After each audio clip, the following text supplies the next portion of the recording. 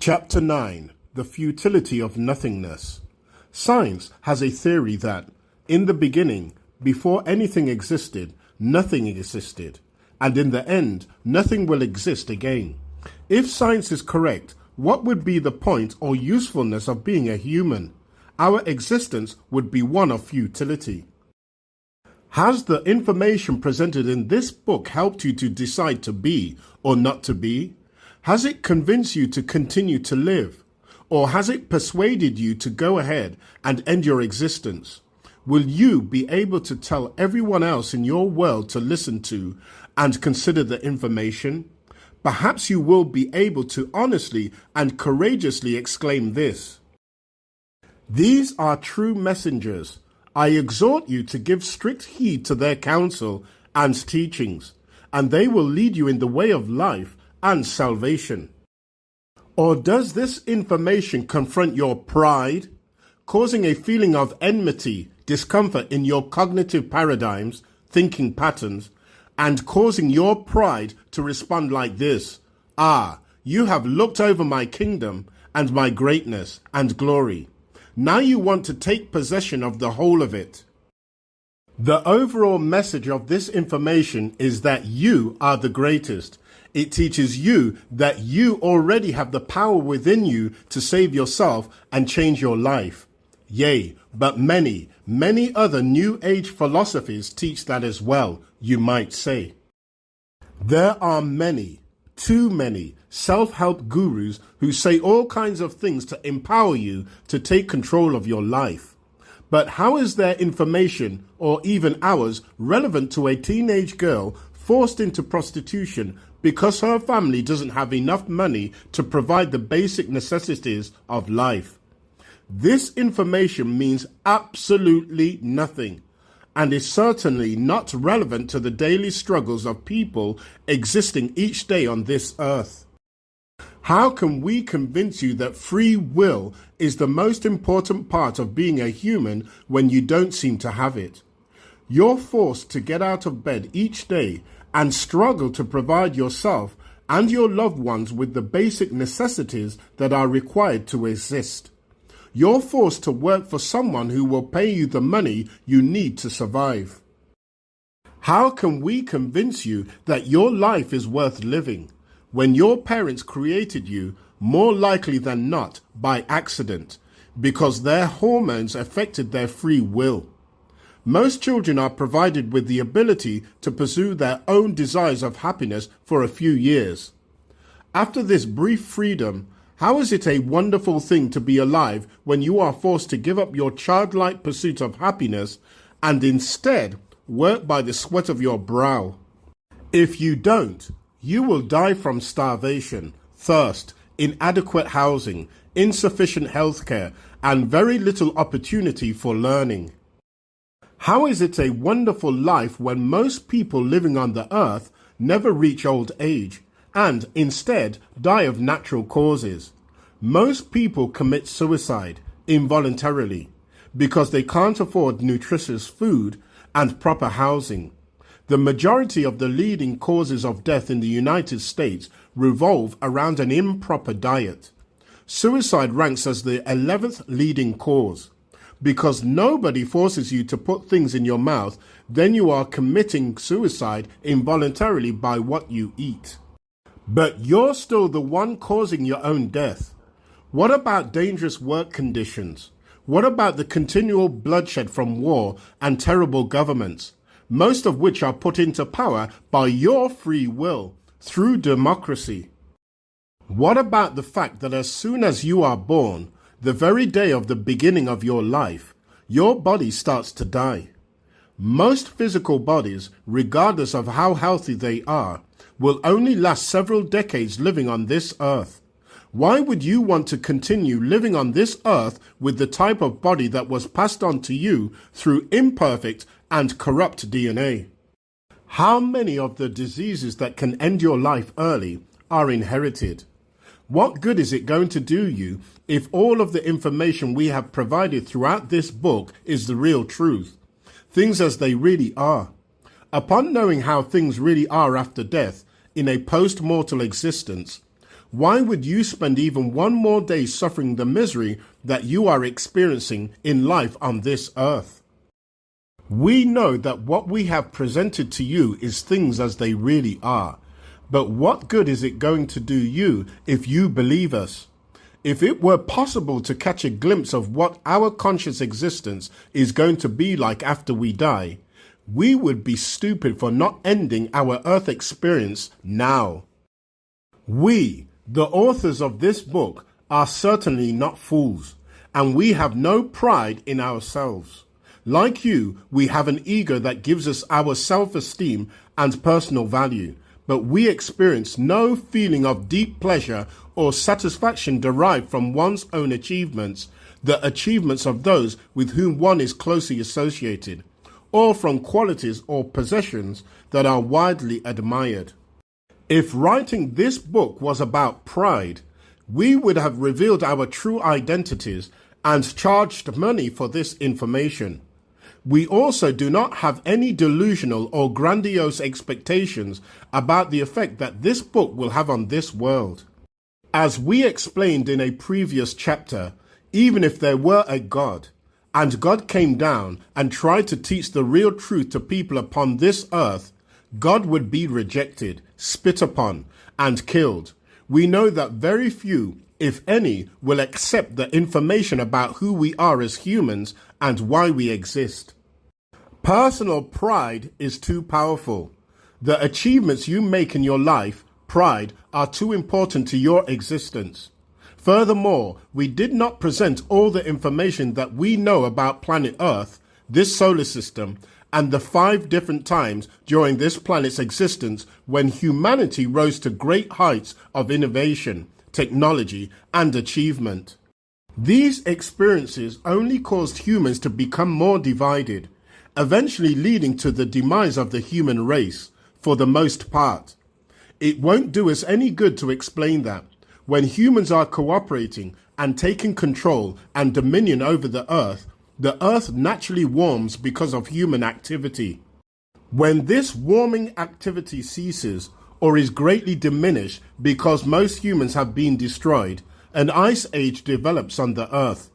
Go ahead, Google how many different times there has been an ice age on this earth, according to scientific opinion. We know that because humanity has failed 5 times in the past, there was not much hope in believing that this time around, during this 6th dispensation of time, humans would get it right. We do know the following, based on our research and the ancient records available to us. There has never been another time during the history of this solar system when the real truth about who we are and why we exist has been completely revealed. Unfortunately, the pride of science cannot accept this fact without diminishing its own importance and achievements. Humans who are going through this earth experience are not supposed to have this information. There is a good reason for this. If they had it, most of them would commit suicide. Then they would return to being the incredible, advanced humans that we all are, that you will consciously recognize yourself as after your mortal brain stops working. Humanity has failed to get it right during 5 different time periods of Earth's existence, when none of the real truth about human existence was available. We knew this and persuaded ourselves to have enough faith in order to have hope, inspired by our egos, not our pride. We hoped that if we gave people living on the earth one more chance, they just might make things right and save humanity. In saving humanity, they would save the solar system in which humans are given the opportunity to exist differently than they do as their advanced, eternal selves. You don't need to believe us, few do. There were true messengers living on the earth in the not-too-distant past, who also tried to help people. These were rejected and killed. For this reason, we remain anonymous and hide our whereabouts. Additionally, so that this information can be available and accessible to anyone, especially to the poor who can barely afford to provide for themselves, we do not charge for it. Let's briefly review this information before we end our attempt to share what we know. The energy that fuels the consciousness of any life form that exists in the universe is what appears as the darkness of space. Science likes to call this dark matter. There is no space or place where nothing exists. The basic elements that make up all matter constitute the energy that is responsible for each thing, living or non-living. Nothing can appear or be created without something acting upon it. As science develops a keener and clearer understanding of how dark matter works, humans will create new moons and planets for this solar system. The same energy that creates the elementary basis of all things is the same for humans as it is for all other things found throughout the universe.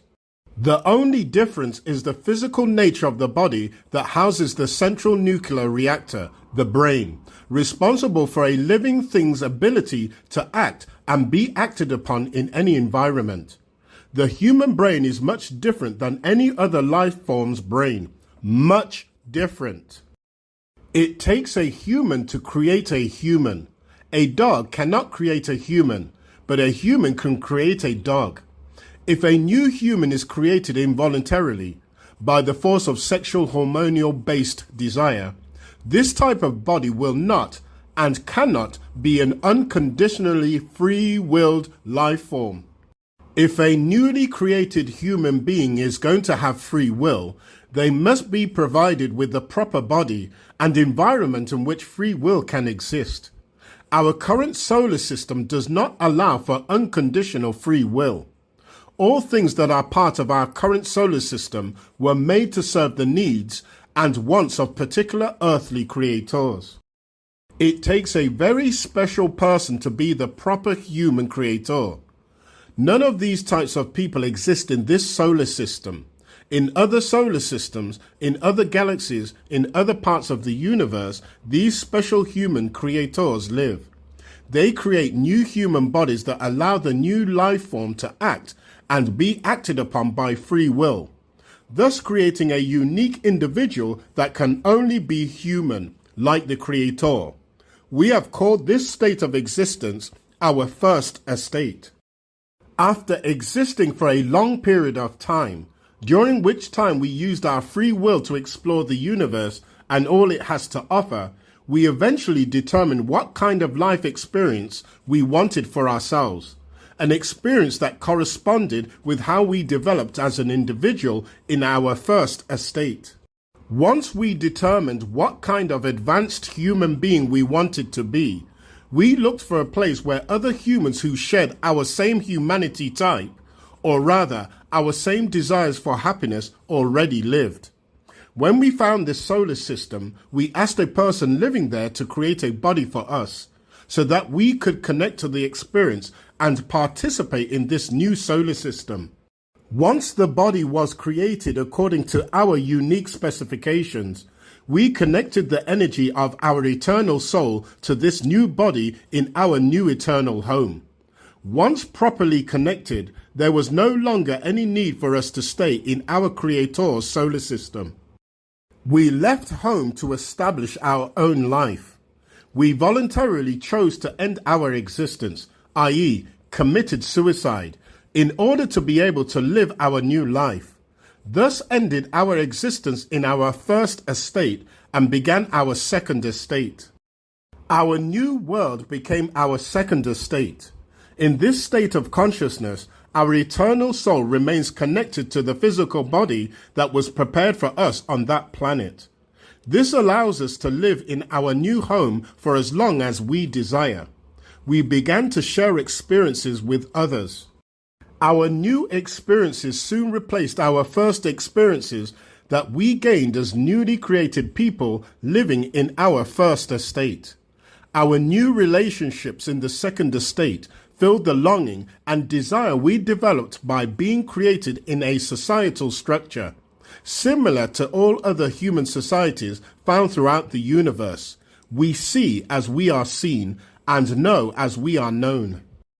In associating with others, a few of us were not satisfied with just our egos. our sense of self-importance and value. These few longed for more experiences that could not be lived in the solar system that we call our eternal home. Pride, as it has been repetitively defined throughout this book, began to tempt us. We had already established a personal relationship with others who supported our mutual egos. So when one of these people gave in to this temptation of pride, we had to decide whether to follow them into a third estate or remain behind. Knowing the consequences that we would have to endure by partaking of the tree of our third estate, most of us were reluctant to eat this fruit. Depending on how valuable the person, the one who had chosen to eat the fruit provided in a third estate, was to our ego, we had to decide to end our relationship with them or join them.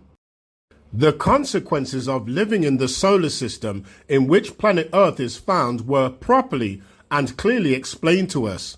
We were warned, but we knew that we had free will to choose for ourselves.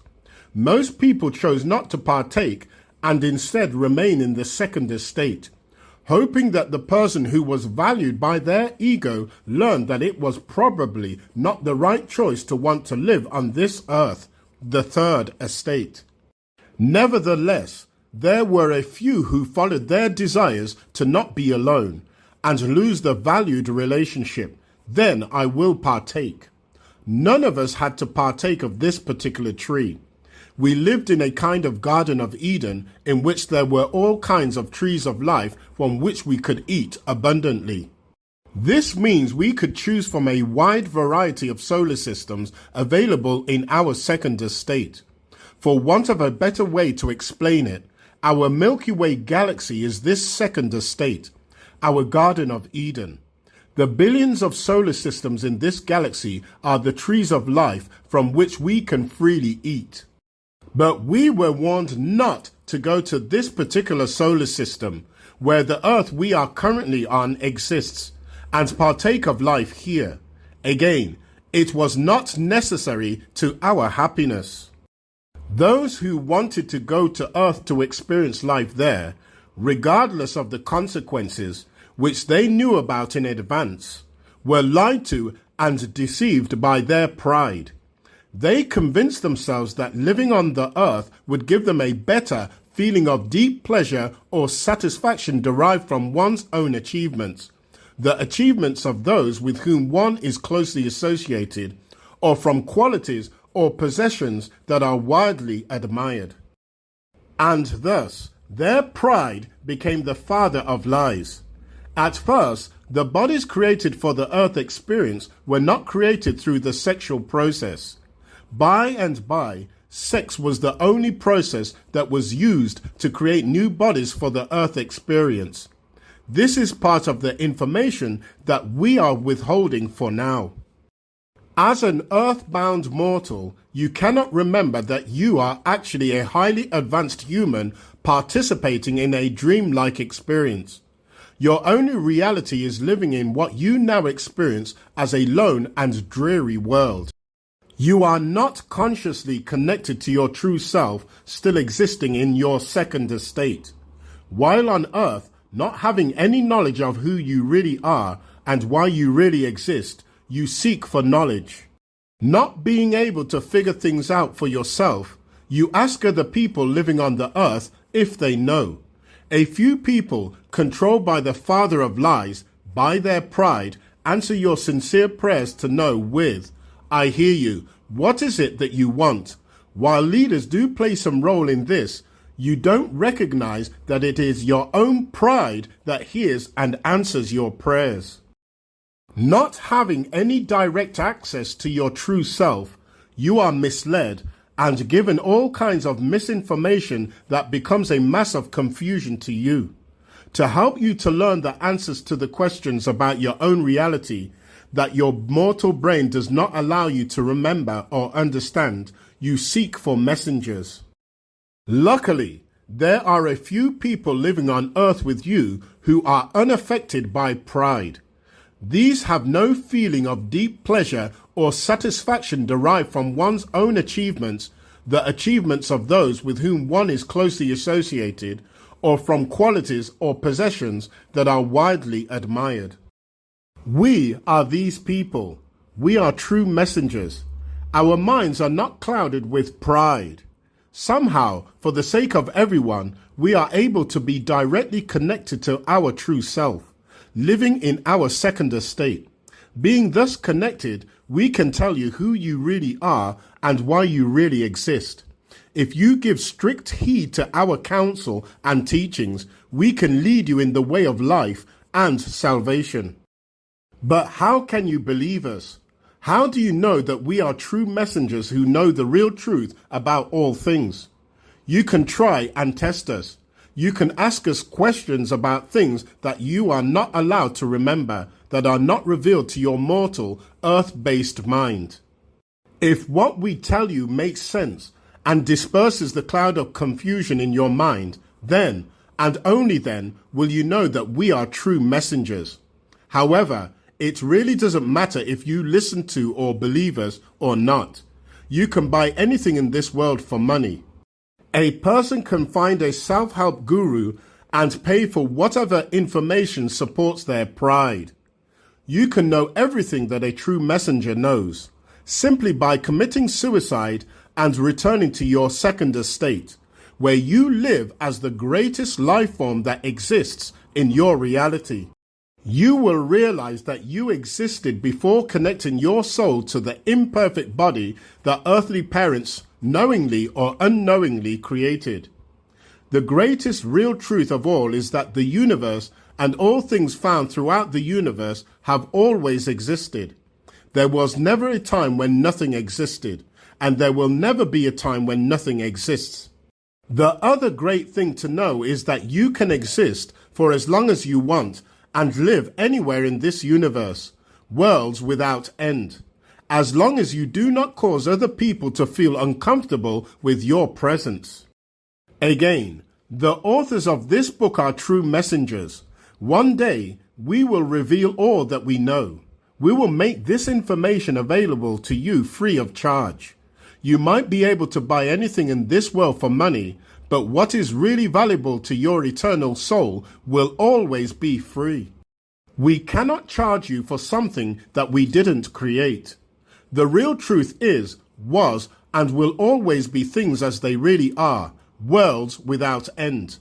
Our final book, our final attempt to share all that we know with the people of this world, will be called The Dream of Mortal Life, Understanding Human Reality, a Sharp Two-Edged Sword, a final warning to the human race.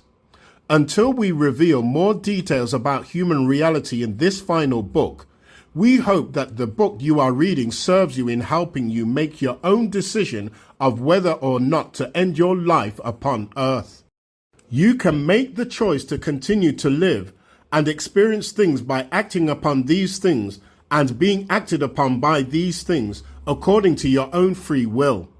Before you can make the proper choice, a choice that will serve your unique desires of happiness, we are confident that we have revealed enough of the real truth about suicide and the eternal nature of the soul. End of chapter 9.